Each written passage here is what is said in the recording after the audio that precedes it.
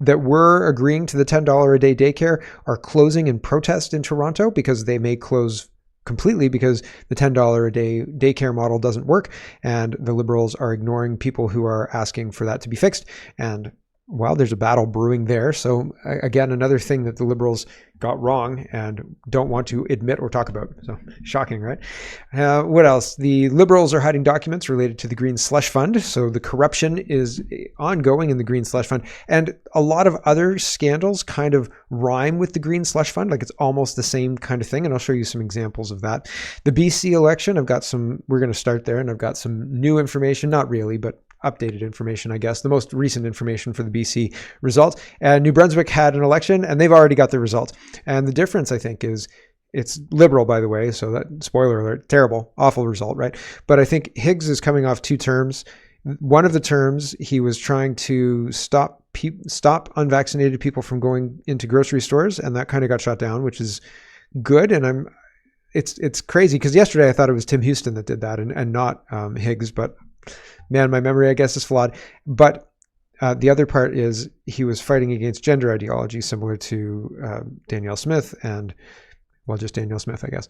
So he had to be removed, right? And who knows? There are people who are saying, you know, I'm disappointed, but at the same time, he tried to take away my right to go to a grocery store, so F him too.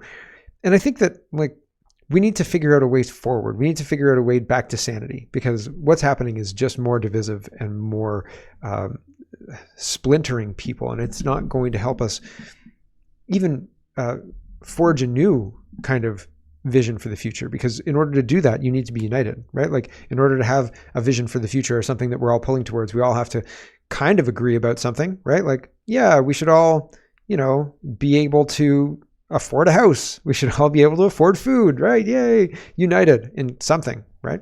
Anyway, I digress. There's lots to get to. Let's get to it first. CBC Watcher says, Toronto Star column, the BC vote was a dry run for the next federal election, and it was a disaster for the Liberals. It's interesting, like maybe that could be true, but also New Brunswick just ran a whole election and the Liberals won a majority, like a big majority. So, okay, I guess so. If you want to take one of the last 2 elections, provincial elections, and map that to the rest of the country, I guess you can. I just don't think it does map, but okay. Brian says, CBC, why did you do so well? This is an interview with Rustad. He says, because we listened to the people's concerns. The reason I'm showing you this interview is because the interviewer is ideologically captured, and I don't know if he refuses to see reality, but the electorate and John Rustad disagree with the assertions the CBC reporter guy is putting forward. We'll just listen to a minute of it to get an idea of what's going on. But this is the alternate reality. And if you point out reality as such, like if you say, well, actually what's happening is there are 10 cities and a whole bunch of people dying of, you know, drug overdoses and things, you'll get people pushing back saying that's not happening. And it is happening. Like it absolutely objectively is happening. Just as I'm holding an orange cup in my hand, like it's absolutely happening 100%. Here's John Rustad. 3 of 4 seats in Richmond. What does that tell you? Well, Richmond, you know, both Richmond and Surrey, really, when you look at what the Conservative vote represented, it was pretty much, you know, rural BC, but also a lot of ethnic minorities, whether it's Chinese Canadians or Indo-Canadians. And so a lot of those groups came together and said, you know, they had enough, whether it was the drugs and crime problems, whether it was SOGI that's going to our schools. There was a lot of things that were driving people that wanted to see change. So you...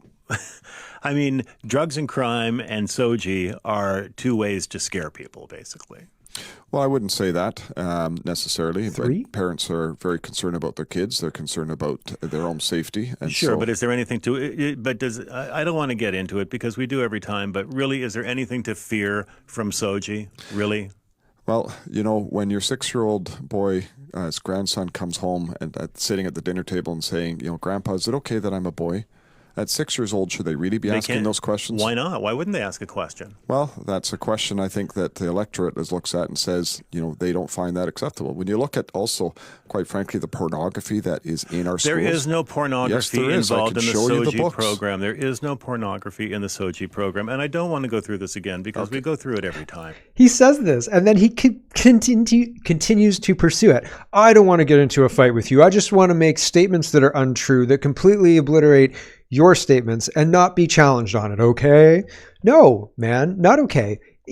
This guy shouldn't be on the air. Like, ultimately, I want you to come to your own decision about these news items for yourself. I tell you what I think because I think some things are just absolutely bonkers. Most of the stories, some of the stories that I have are like, can you believe this? Some of the stories are like, this is funny, or this is happening in our politics, or this is this person's job. This is what they're in charge of. This is what happened to that thing they're in charge of, right? And like, ultimately, that's a punchline. It's supposed to be funny, but this is insanity. Like, I'm not here trying to proselytize to you about how you should think or whatever. I'm saying, holy cow, this is what these people are supposed to be doing, and this is what they're spending their time on. This guy is supposed to be a journalist, objective, maybe.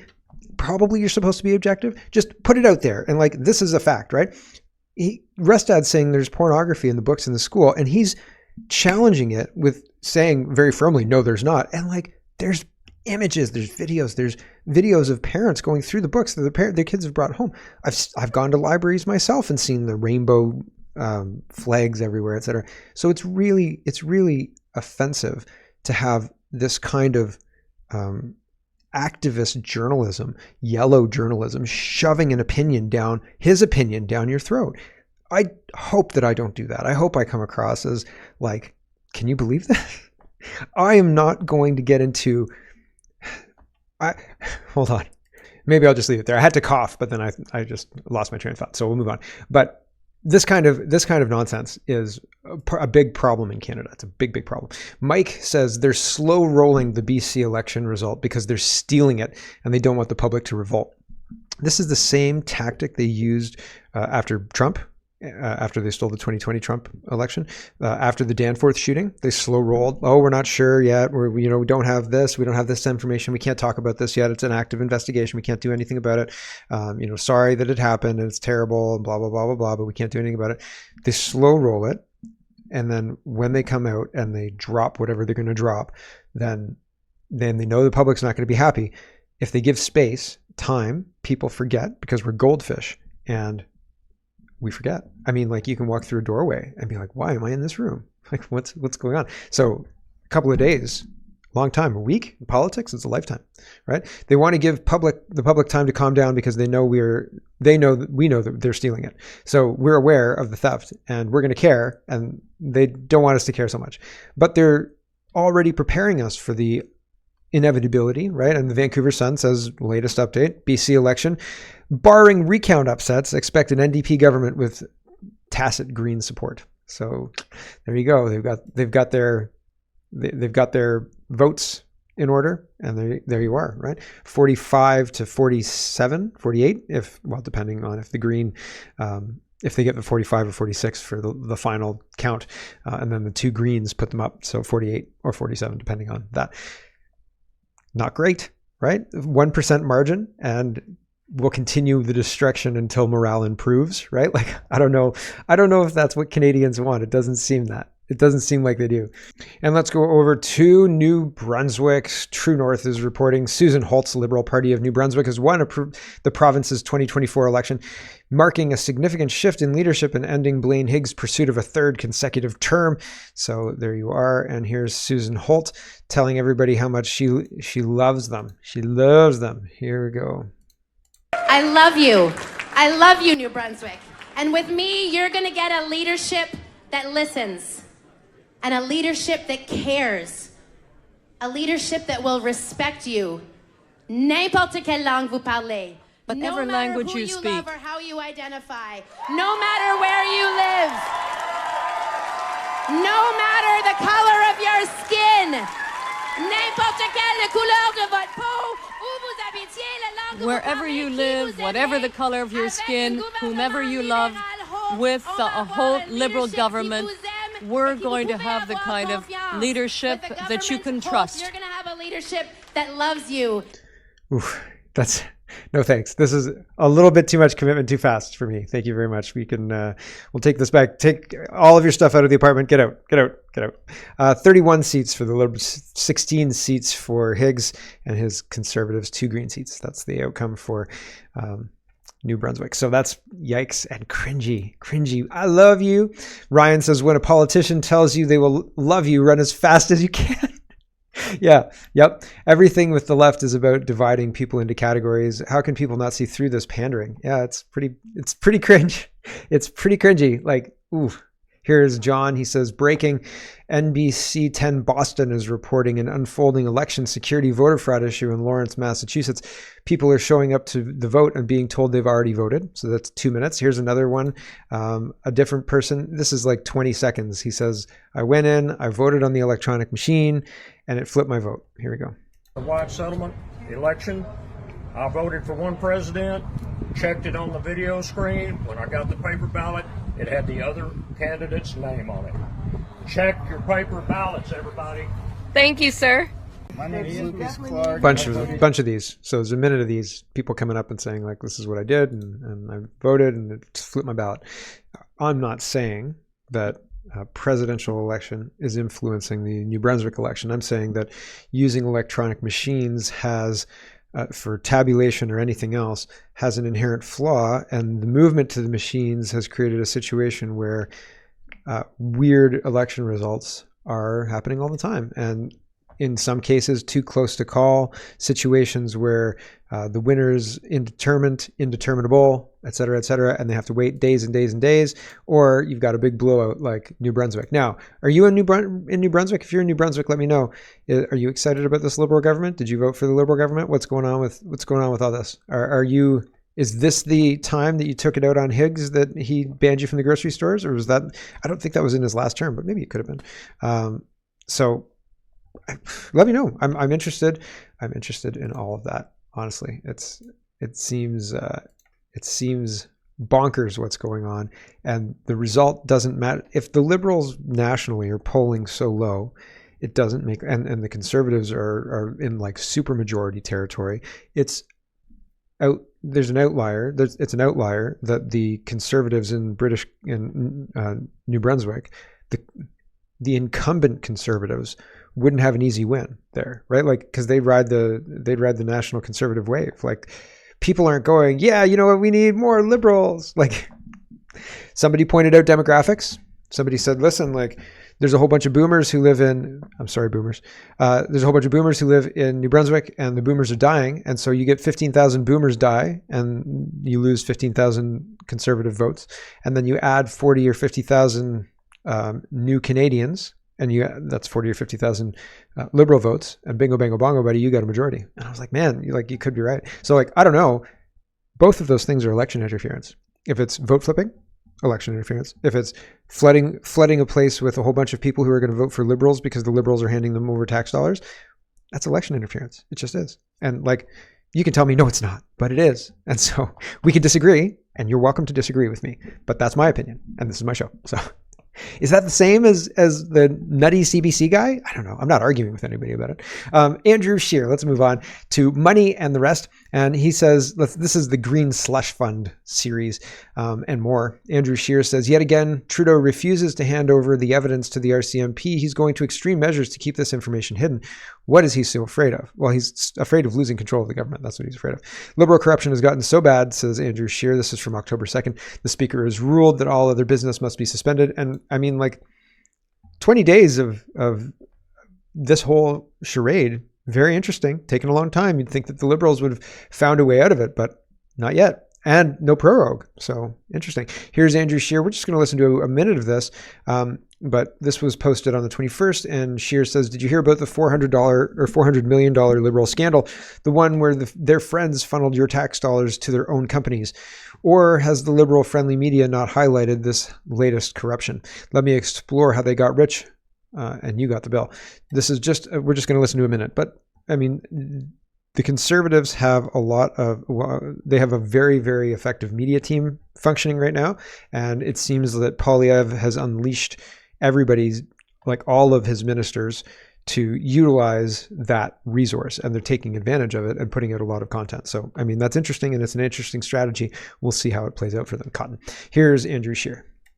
If government officials funneled $400 million of your tax money into their own pockets, you would have heard about it by now, right? He has $1 billion fund whose own bureaucrats say reminds them of the sponsorship scandal, whose executives give money to their own companies. But you probably haven't, because when Liberals are in power, the Parliamentary Press Gallery doesn't like to highlight Liberal corruption. There's been explosive testimony by a whistleblower on this Prime Minister's $1 billion green slush fund that's seen $150 million misappropriated and gone to Liberal insiders. Liberal appointees to a board that got to make decisions as to which companies got grants worth millions of dollars of taxpayers' money gave those grants to their own companies. A scandal like this should be the lead item on the news day after day. There should be banner headlines on front pages every time there's a new development.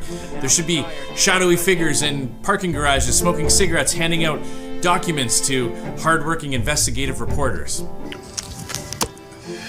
I can't tell you who I am, but I worked on the campaign.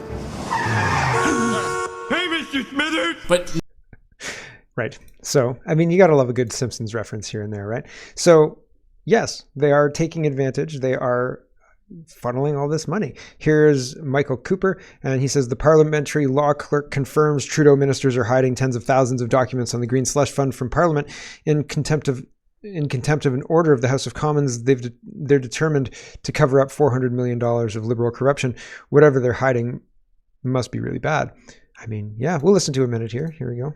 Thank you very much, Mr. Chair. Thank you, Mr. Bedard, for confirming that SDTC continues to withhold documents as well as having submitted documents that they have redacted. Therefore, SDTC continues not to be in compliance with the order of the House. There are other government entities that have not followed the order of the House, including the Justice Department. As of the summer, 11,517 pages of documents concerning SDTC have been withheld by the Department of Justice. Is that the case today? That's I haven't received further documents from the Justice Department that they had not provided earlier because they had been redacted or withheld. So, okay, thank you for that. That's a lot of documents that have been withheld by the Department of Justice. What about ISET? Are there documents that are outstanding from ISET or the Department of Industry? I still have to receive documents from ISET, indeed. Yes. Would it be fair to say that ministers of the Crown are ultimately accountable to Parliament with regards to compliance by their department with respect to any order of the House? Yes. Yeah, well, I think, thank you for that, Mr. Bedard, because what we have is a Minister of Industry who claims that he is interested in getting to the bottom of corruption at SDTC.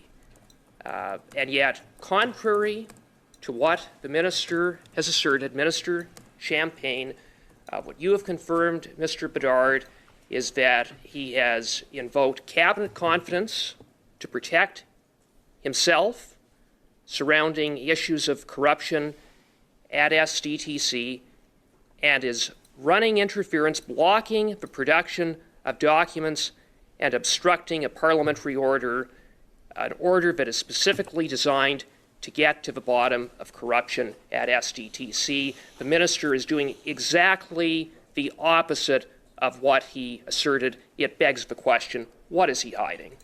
Thank you, Mr. Chair.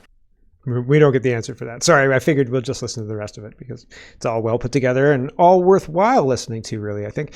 Jamie, who is an MP for Haliburton Kawartha Lakes, he says, in a recent committee hearing, witnesses testified that the majority of companies taking advantage of the Liberal Indigenous Contract Program are actually shell companies. Instead of working to solve this issue, the Liberals held up committee.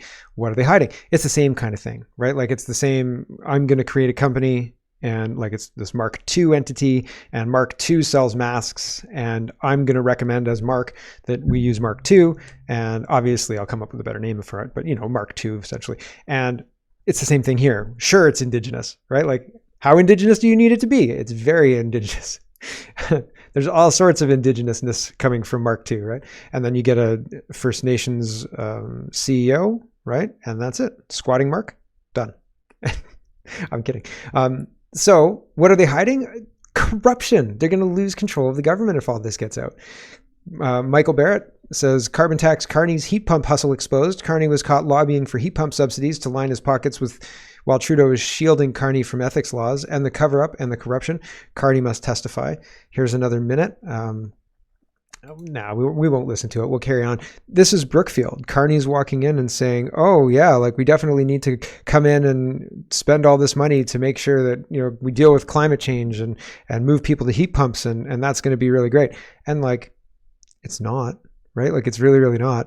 And the problem with it is that it seems like in actuality, it's going to line his pockets and not actually do the Canadian public any good whatsoever. And that's a problem. And like corrupt. Here's Rick. He says that Rick is also an MP. He says he's a member of Parliament for South Shores and St. Margaret's. He says Trudeau's fake promises revealed. Executive Director of FinTechs Canada confirms Trudeau credit card announcement isn't all that it's cracked up to be. So this isn't a corruption case. This is misrepresenting the announcements. So the credit card announcement, I don't know which credit card announcement. I'm going to go see if I can find out. Hold on a second.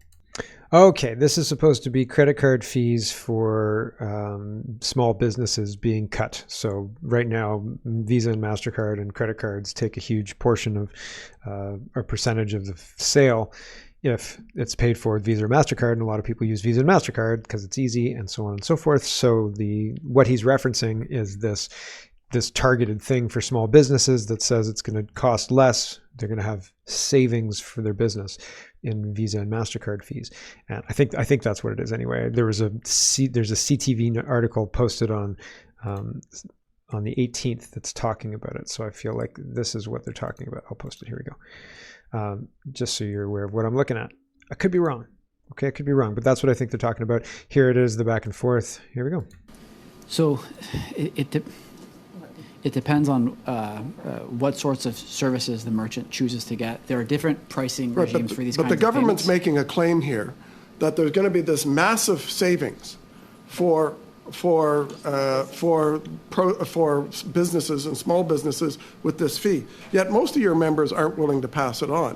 So if they're not willing to actually reduce their fees, then how is the savings going to get passed on? Isn't this a fake release in the sense that most of your members aren't actually going to agree with the government, including one of the companies whose board member is the de facto finance minister of this government?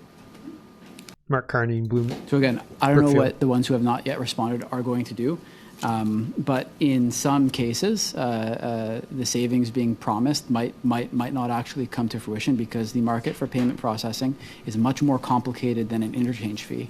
Just because. Right. Gotcha. So I believe that I'm correct. And the claims being made, Ottawa says it will save businesses about $1 billion over 5 years. So this is a large monetary value for businesses. And he's saying, most of your customers won't agree and whatever. And now they're saying, well, it depends on what services they're engaging in. Yeah. Okay. Sure. Great. Rick says this is another MP. Breaking news from Ottawa. This is a longer one. This is talking about the Green Slush Fund as well. And Trudeau's radical environment minister, Stephen Guilbeault, is tied to the $400 million Green Slush Fund scandal.